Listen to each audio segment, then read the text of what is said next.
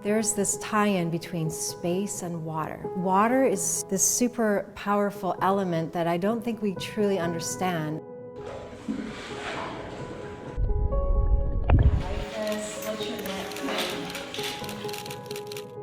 Water is alive. It's alive just like an animal is alive. And it's nurturing and it's healing. Like when I go into the ocean in Hawaii, I feel like I'm just being rejuvenated. I love it. It's very peaceful because I'm out in the forest and I'm living amongst the trees. So the trees are protecting me and guarding me.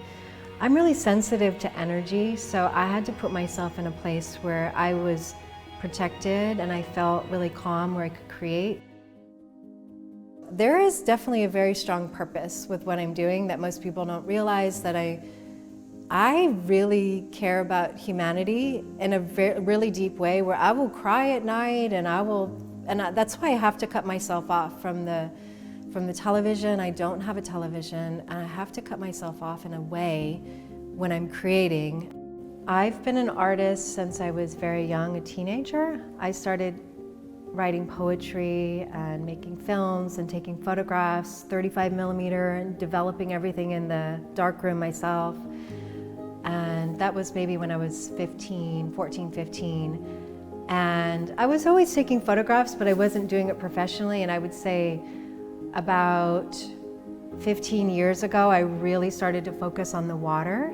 And then there were about 5 years where I just shot at night and I practiced and I experimented, and I never shared a single photo with anybody. It was really private because it felt really personal. And I was very nervous to share my emotions with the world and my kind of like my soul. I didn't want to be judged or criticized, so I kept it. And then finally I got to a point where I said, okay, I'm ready. When I'm imagining the images and creating the concept for the shoot, I usually keep notebooks throughout the year. So the concept is not coming in one day, it's building. And the building can take a year long to build. And I swear, most of the time, it's really uncomfortable because it's not there yet. It's coming, but I don't know, is it right? And usually there's a moment where it clicks and I say, that's it. I would say that the process is very raw and starts out with inspiration, walking around, taking notes, thinking about ideas, thinking about the world. So most of the time I'm looking at the world and seeing, wow, these are problems, or these are things, or wow, look at what this person's going through. This became my medium when I was living in Hawaii and growing up in the ocean and the water and waterfalls and rain. I think I'm a little obsessed with water. I never realized that I was, but I need water. And when I was living in Los Angeles, I was taking baths all the time. I didn't realize why, but I needed to just get connected with the water. So it started one day where I was shooting a friend of mine. I had this really dark thought. It was really dark and dreamy, and then she sort of brought this hope to it. And it was really fascinating because what I thought I was gonna get, I didn't get. I got something completely different down there. And I was fascinated for the first time, and I became obsessed. I get most of my props myself throughout the year, so I'm gathering. I'm looking at things, like I found this mermaid costume, which I usually don't use costumes, but I found this, and so I have that in my closet, and I've been building up my props over time. But I go to thrift shops. I've gathered sheets from my mom's closet, everything I can get. I love putting myself in a difficult situation because through the challenges, that's when I get the good shots. And so I can't explain it in words, but I feel it and I know it. So I know that using the water with my images, we're creating something that is almost not human, not of this world.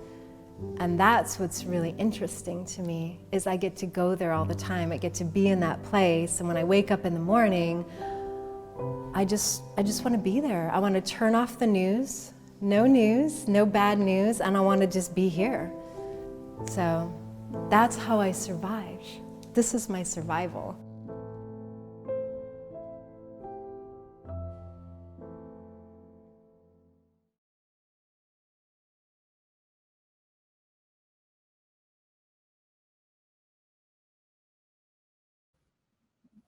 Hello everyone, and thank you for joining today's session with renowned photographer Christy Lee Rogers. Now hopefully you enjoyed that beautiful introductory video to Christy's work and her process. There's going to be a chance to ask Christy some audience questions at the end, so please do put them in the Q&A chat box and we'll get through to them at the end. But for now, I'll start by introducing Christy Lee Rogers. So as you'll have seen from the video, Christy's obsession with water as a medium has seen her breaking the conventions of contemporary photography today. Her bold and sometimes complex aesthetic is often compared with that of Renaissance and Baroque painters and the kind of Italian masters. But having grown up in Hawaii, Christy's development as an artist owes a lot to having been surrounded by water for most of her life. Today, Christy's works are held in private and public collections throughout the world, but she herself has also been featured in some of the most prolific magazines and newspapers of our time, including Vogue, Elle Decoration, and The Independent. Christy was commissioned by Apple to create underwater images for the iPhone 11 Pro. She's featured on several album covers, and in 2019, she won Open Photographer of the Year at the Sony World Photography Awards. More importantly, she's here with us today. So welcome, Christy. Lovely to meet you, and thank you for being with us. Thank you for having me. It's really a pleasure to be here and to speak with you all, especially with everything happening right now. So it's a pleasure. Thank you. So where are you and what are you currently working on?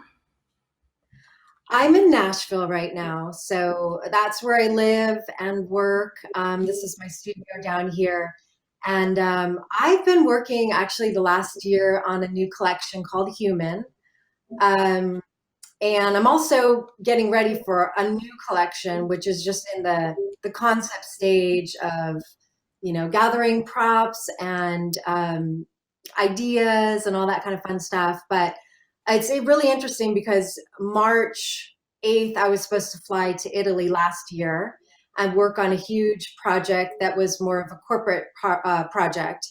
And of course, Italy went to shut down. So that project got canceled. And I'd already shot this new collection maybe 6 months prior. And it was just sitting there in my computer. I hadn't touched it, hadn't really looked at it too much. And so when the lockdown started, I just kind of said, okay, I'm going to dive into this. And so that's kind of carried me the last year. Yeah. So when I was exploring your work before our conversation, I came across a really strong quote on your website. And that was, and I'm going to read it out because I don't remember it off by heart. But Okay. So my purpose behind the work is to question and find understanding in the craziness, tragedy, vulnerability, beauty and power of mankind. And so in the last year across the world, we've arguably seen so much craziness and tragedy, so much power and beauty too. And I wonder if you could explain, with all these things in mind, how the events of the last year have affected and shaped your photography and your way of thinking. Yeah, in a huge way, really.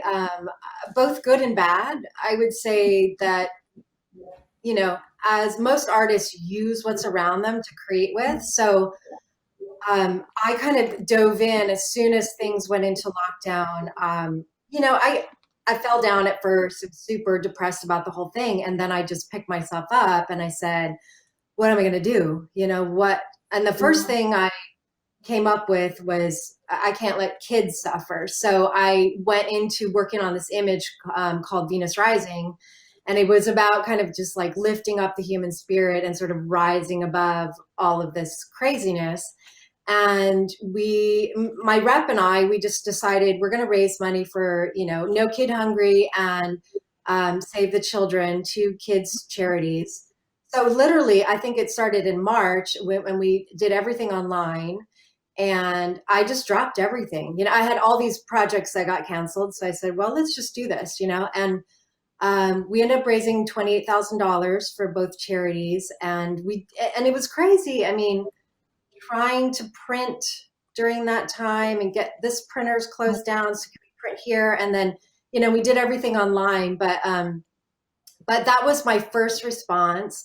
And then I would say that this year has been a roller coaster ride, you know, for all of us, right? And everybody has their own experiences, but I think that as an artist, you take what you see and you create with it. So my work got more powerful in some ways. You know, I would lock myself down here and turn on the Gladiator soundtrack, Hans Zimmer, which is really intense and it's resilience. And, you know, it's like he's fighting back against all of this stuff. And I would be on the edge of my seat just creating these images.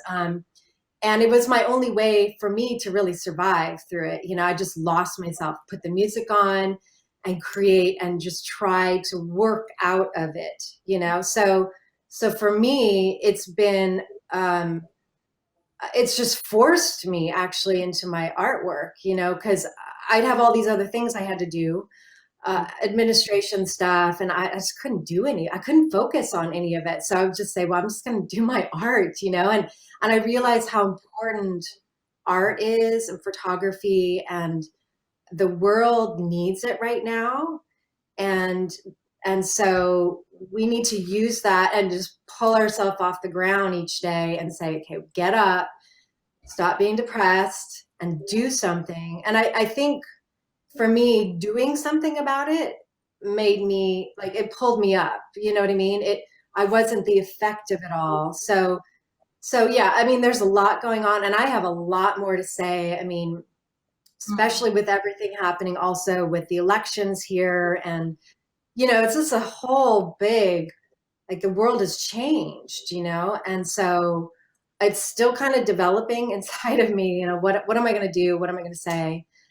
But also I donated a lot of prints this year to charities. So that, and a lot of photographers saying, well, the exhibitions are closed and all this stuff. But what I've done is in New York City, one of the main hospitals, it was not Cedar Sinai, but Mount Sinai Hospital, which was like the epicenter of COVID. So they kind of became a whole COVID hospital. Well, they asked me to donate some prints. So I donated 2 prints to their ICU unit. So, you know, we got the work up there and just to kind of help uplift people while they were there.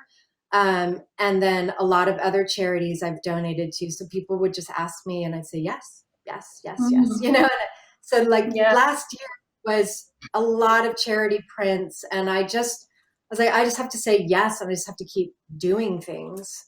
So that's been my response to this last year. And it sounds like for you, your art was quite a refuge, you know, to kind of not necessarily escape from, but to keep you sane and to keep you creative. And I mean, art's long been a refuge for just humans to escape to, even, you know, during good times, let alone during a pandemic. And I wonder, is taking viewers to a different world something that you kind of strive for in your imagery? Absolutely, yes. I mean, for me, it's important to sort of, you know, if I just lived in this world and had to just go through these, you know, routines that just feel like they pull me down, I don't know what would happen to me. And I just don't think I could survive that way. So creating something that is more magical and soft and emotional, that to me is where I want to live. And so I'm constantly creating that. And I can see that other people want that and need that as well. And that's what's important about art, is that, I mean, any kind of art, music, architecture, interior design, it lifts people up and it's like this magical thing that we need. So that is also what I wanted to remind people here too. If you're a photographer, an artist, whatever you do, like, you have a job to do. I think of it as a job that I need to do. And it's not about making money. It's about providing that for the world, because that's what lifts the world up, you know? And I need it. Everybody needs, and I've seen that this year that people, they're looking for something to grab onto, some hope, and something to pull them out. Um, and yeah, so I want to keep doing that and keep creating that. That's definitely my purpose as an artist. Should we talk through a few of your images so people can see those? Sure, sure. If we could load those, that would be great. So I don't know what series this is from. When you approach a series, how many do you have an idea of how many images you want to take, or Not necessarily. I'm just, I'm kind of going in for this main concept and then I'm sort of creating on there and then we'll see what happens because everything's experimental. It's not something I could really predetermine. Um, for instance, this image is called Destiny. So this is from my human collection, which was last year. And I specifically named it human for last year, because I just felt like and it's funny because this collection started out about gravity and flight and some different concepts, and then it kind of changed over, which is what happens a lot of times. I'll shoot thousands of images, and I know where I'm going, but I don't know the final destination. I kind of know the path, and so this is a recent one.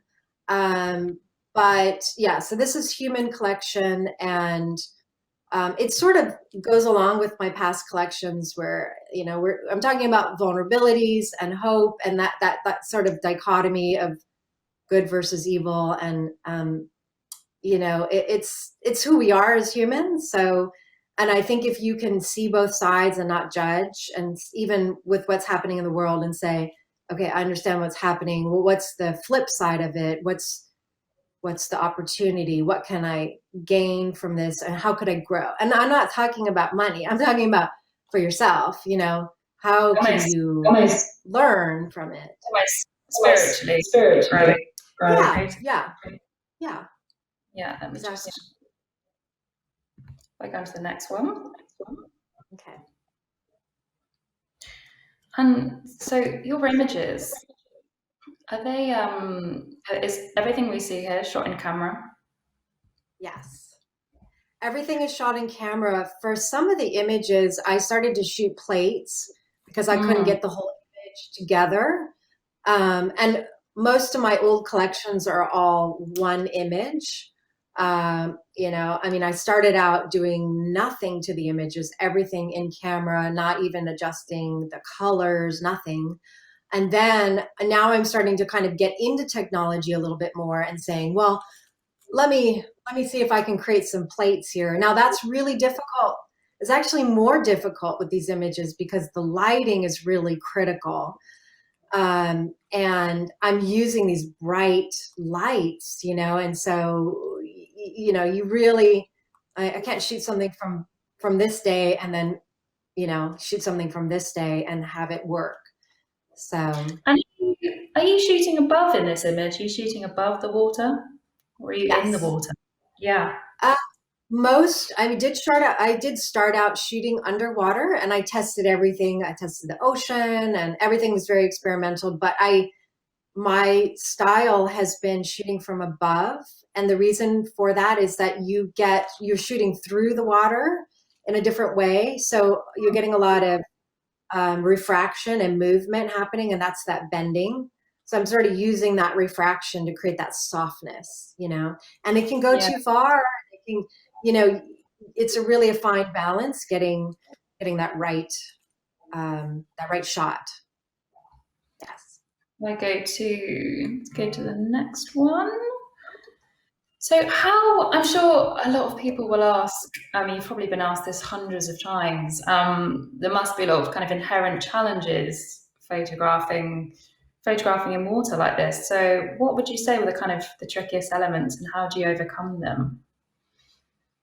I think what most people don't understand from is that when I started out really basic, Mm, no major cameras, no major lights, just me and the yeah, model.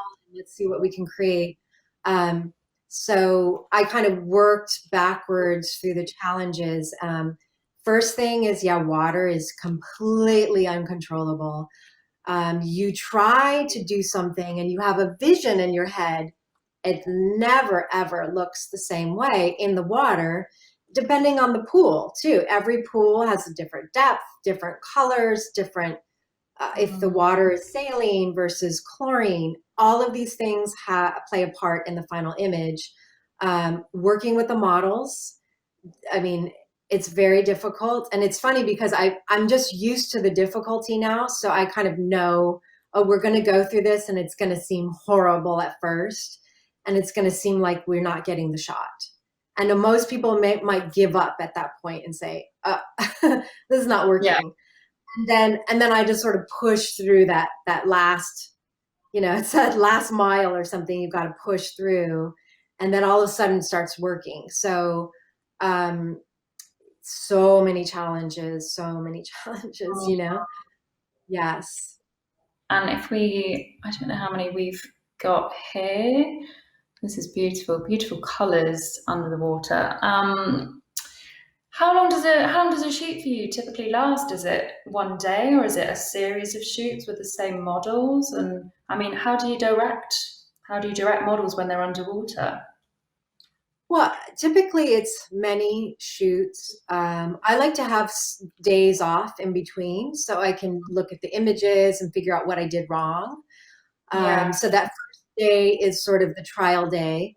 And then from there, I sort of build and go, Mm, okay, that didn't work. Let's try this. And I'm looking through my camera. I don't have monitors there. So everything is done by eye. Even my settings, it's like, hey, whatever works. I'm just moving it. I'm not using a light meter. I'm doing it all by eye. And so, yeah, multiple days and multiple shoots. And then there's the whole process of letting it sit. I don't dive yeah. in too fast to the images. And yeah, it's very raw. I would say even the post production is very raw and organic. I mean, I didn't know that this Mm, was a separate shoot. So I did shot in Hawaii, and then I also shot in Nashville for this collection. So there are some images that are different because I had some really murky water on this shoot. That the dust from the bottom of the pool started coming up, and that was really wrecking my light. But I decided to go with it. So some of the images are softer on that collection. mm. I feel like a lot of modern photography can feel very centered around camera gear, and people are always interested in what you shoot with, the technical aspects of shooting. A lot of people are obsessed with the sharpness of pictures, and Yeah. even striving for a certain level of perfectionism. I feel as if your work stems from kind of embracing a level of vulnerability and letting yourself go. And I wonder, what advice would you give to people who want to experiment in their own work, and where can they start embracing their own vulnerability and their kind of creative preferences to create more authentic work? Well, I mean, I always say that the camera is the tool, and it Mm, and the main thing is the message and your mm, purpose. So if you don't have a purpose as an artist or photographer, then you can make a lot of beautiful photos, but that yeah. purpose really comes through, and you'll feel more fulfilled in the end for a lifetime. So it starts with that, is finding a purpose, whatever that is, and then building from there. And yeah, being vulnerable is you learn and you grow and you become stronger. So when I started out, it was very vulnerable. I didn't understand how to use a camera very much. I'd never studied the camera. And so the first camera I dropped in the pool, and dove in and it was gone. So then it forced me to buy a new camera. And then I'd rent a camera. So when I was going through the starving artist time, I would go to Hawaii, rent a camera because they were really cheap. I can get a camera for $100 for the weekend, and a good camera. And I'd go there and I'd say, "Hey, teach me how to use this camera." So I'd walk in and they would show me, this is how you do it. Da da da. They'd help me set it up, and then I would practice a little bit. So um, it was just experimental, and I was very vulnerable. And if you look at a lot of my earlier images, there's a lot of mistakes. It's messy, it's soft. I mean, even my last collection, there's so much softness, and I, I mean, I just let go. I just had to say, what do I want? Like, what makes me happy? And what do I feel? Do you know what I mean? So I let go of my mind. And that's really hard for people to let go of their mind. And it's hard for me too. But at some point, you've got to just let go and just feel the image and feel what's right. And then people feel that as well. And do you think that comes from experience? Do you think your first shoots, did you plan them more? Did you think about them more? And as you've gone on, you've kind of, maybe prepped less for shoots, or do you still worry about the final product? No, I think it's the opposite. I started out very experimental, and nobody expected anything from me. So, oh, hey, invite some friends over. Let's jump in the pool. Great, it works. It doesn't work. I didn't care, and I just was experimenting. And now it's become, especially with the more corporate or corporate clients, like with Apple, for instance, we want this. And I got to create, it was my concept for Apple. So that was really nice, as I had the space renaissance idea and I got to create what I wanted. But they need to be delivered at this time and they need to be good, so the pressure has built up. I think people expect your next collection is going to be even better. So that's harder for me, is having the pressure. I like to just go in and not think about it and care. And those are my best images, so.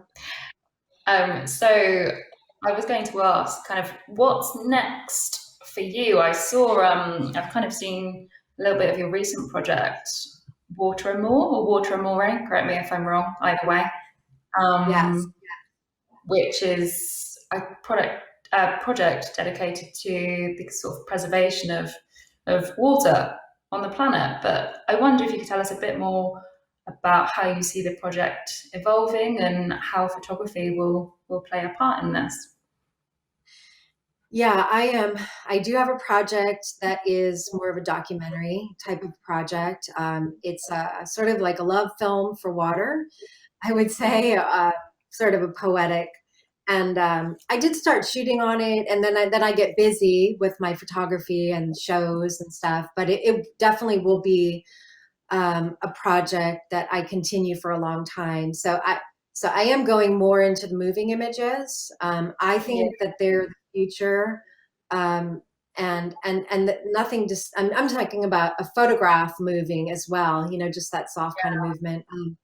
And I am working with a special effects producer now. So we're doing some experimental things. So I always have to experiment with the next new thing. So that's coming. And then, yes, the Water Amore has been a passion of mine as well. So, donating water filtration systems to schools that don't have that. And I'm really into clean water. And I think water is very healing for the body and the mind. And I kind of want to dive into that more. So it's sort of like a celebration of water. So, yes. Fantastic. Thank you so much.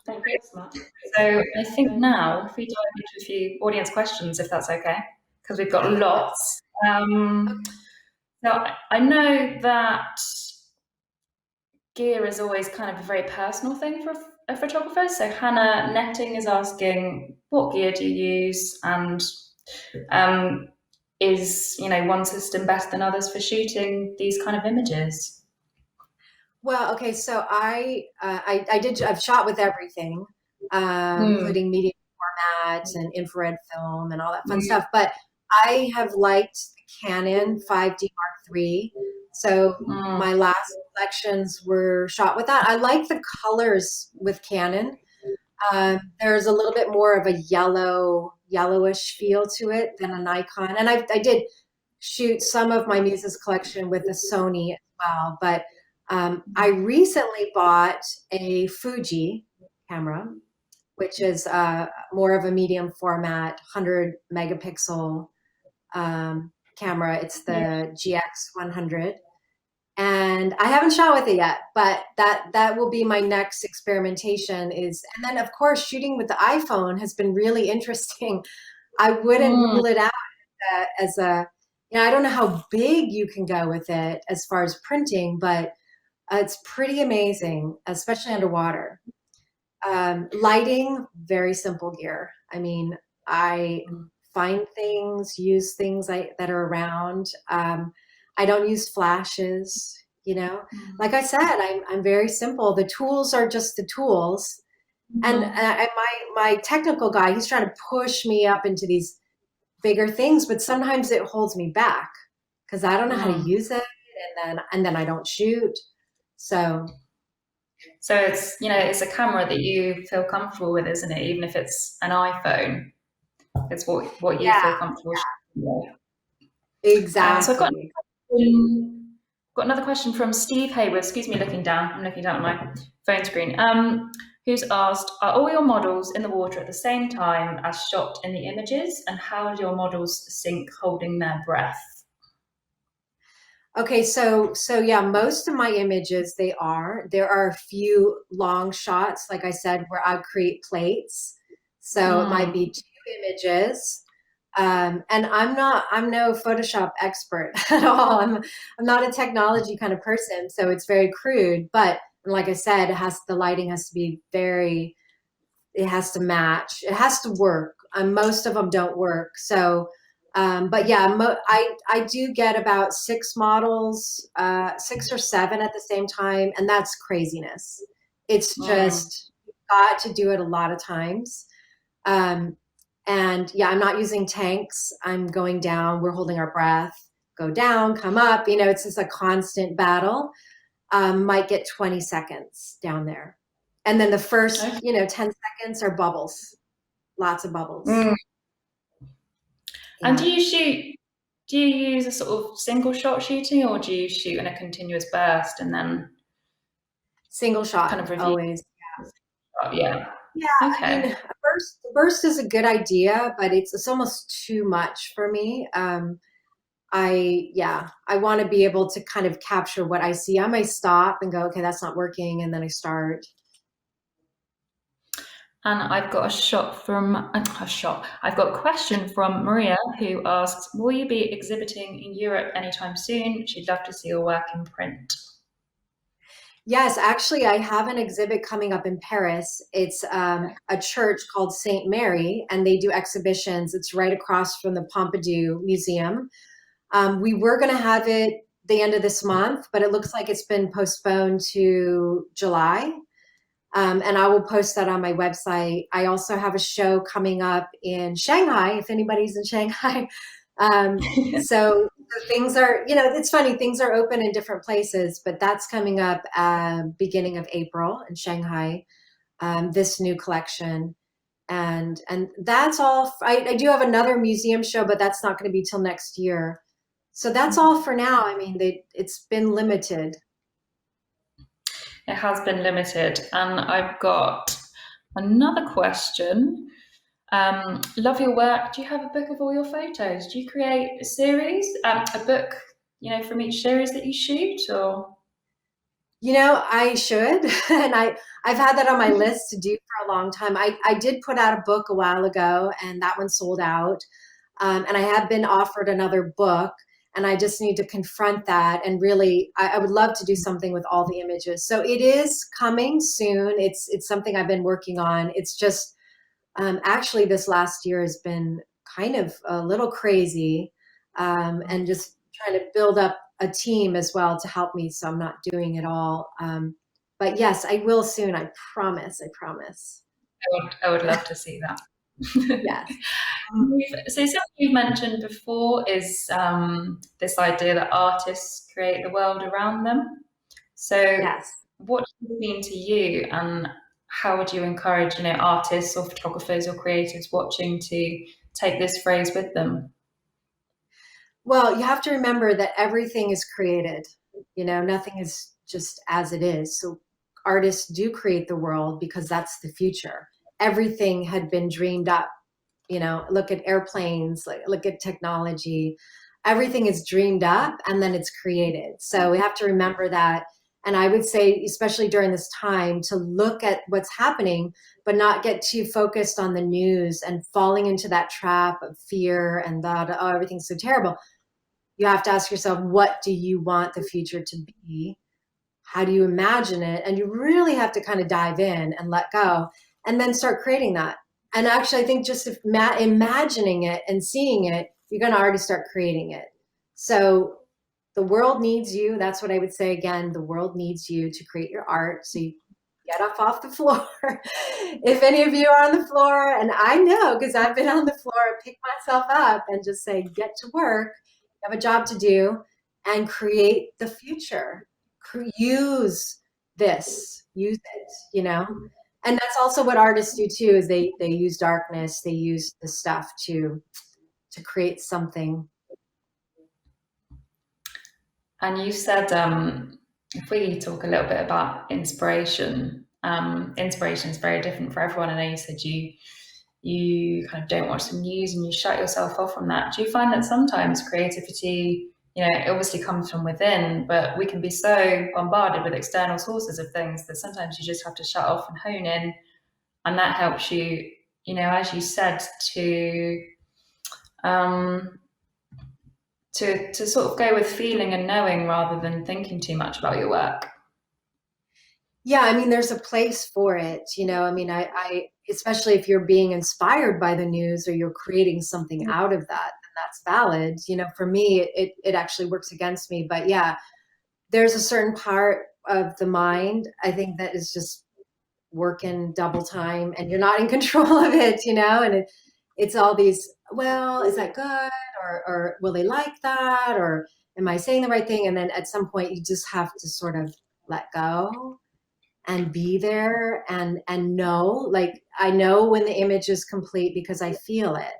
It's not that I ask somebody, and usually I won't show anybody the images because I don't want to hear what they have to say right away. It messes with me, you know, they start to judge it, oh, the this, the that, and I want to feel it. And I want it to be true for me first, and then I'm ready to just let it go. But yes, there is inspiration everywhere. So wherever you take it, use it, and then sort of let go. Like I have my friend wrote this book. She's called The Black Sheep Rebel Girl, but it's all these short stories, and I kind of keep it here. And she just has these little things about cotton candy clouds, and you know, little phrases that I love. And then you can kind of get lost in that and go from there. And so yeah. So the last year, we'll wrap up soon, but the last year has obviously seen so many photographers, both professional and amateur, stuck inside and lacking inspiration. What would be your kind of top takeaway for staying inspired and staying resilient and staying creative? I mean, you have to just kind of pull something deep inside, you know, and for me, I have a list of things I do each day to keep me positive, because the world can be quite harsh, especially right now. And so I work out. I wake up, I put myself on the treadmill. Even if I don't want to, I write in my notebook every day. So I would say, you know, if you have a notebook that you can write in and just write positive things and things that you want, ideas. Like recently, I just wrote something in there that just says, you know, if when you lose your own like self-respect and self-integrity, that you've lost everything. Like anybody could Mm. take everything away from me. Everything could be gone. And if I lost that, that would be my true loss, you know? So I write little messages to myself in there, just, and I think that that will help people to get inspired. I kind of turn off my phone, and I know that drives a lot of people crazy in my life, but the phone can be very distracting to me. So I'll listen to music. Oh my goodness.